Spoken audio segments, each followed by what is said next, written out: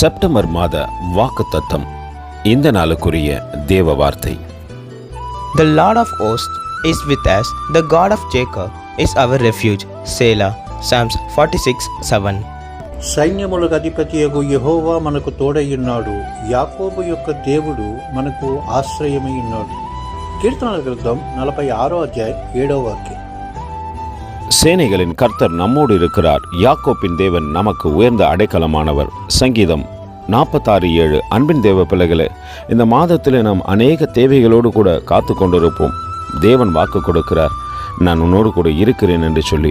சேனைகளின் கர்த்தர் அன்று தாவீதோடு கூட இருந்தது போல நம்மோடு கூட இருக்கத்தக்கதாக இந்த மாதத்தின் முதல் நாளிலே உங்களோடு கூட இடைப்படுகின்றார். அந்த அன்பின் தேவனுக்கு நேராய் நம்மை தாழ்த்தி தரைமட்டமாக ஒப்பு கொடுத்து, எங்களோடு இருக்க போகின்றவரே, எங்கள் எல்லாம் தேவைகளும் சந்திக்கின்றவரே, உமக்கு கோடி ஸ்தோத்திரம் என்று சொல்லுவோமா? கர்த்தர் தாமே உங்களை ஆசீர்வதிப்பாராக. ஆமேன்.